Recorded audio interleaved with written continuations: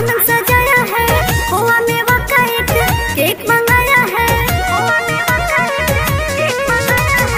रंगी गुब्बारों से आंगन सजाया है, खोआ मेवा का एक केक मंगाया है, इसको कटेगा आर यू तू तू तू तू। हम सब बोलेंगे हैप्पी बर्थडे टू यू, हम सब बोलेंगे happy birthday to you, are you? हम सब बोलेंगे हैप्पी बर्थडे टू यू, हम सब बोलेंगे हैप्पी बर्थडे टू यू।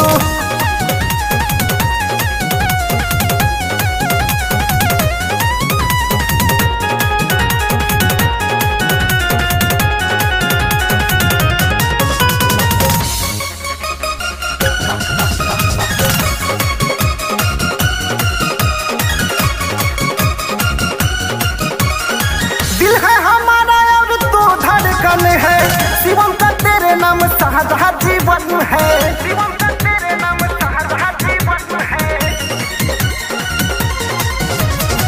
दिल है हमारा और तू धड़कन है, मुस्कान का तेरे नाम सारा जीवन है, मुस्कान का तेरे नाम सारा जीवन है।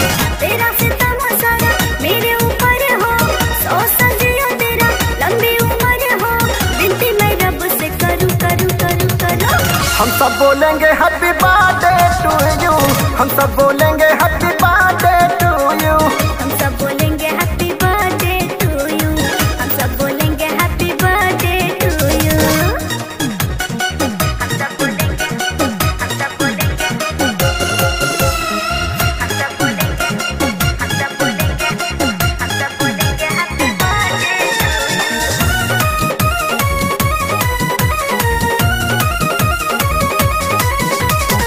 तेरा ये मामा सोचे कैसे कहूँ मैं, तोहफा तो खुद है तुझको तोहफा क्या दूँ मैं, तोहफा क्या दूँ मैं, तोहफा क्या दूँ मैं। तेरा ये मामा सोच कैसे कहूँ मैं, तोहफा तो खुद है तुझको तोहफा क्या दूँ मैं, तोहफा तो खुद है तुझको तोहफा क्या दूँ मैं। करेंगे पार्टी सार्टी डीजे बजाएंगे, झूमेंगे नाचेंगे और सबको नचाएंगे, मचेगी सारी रात धूम धूम धूम धूम। हम सब बोलेंगे हैप्पी बर्थडे टू यू, हम सब बोलेंगे हैप्पी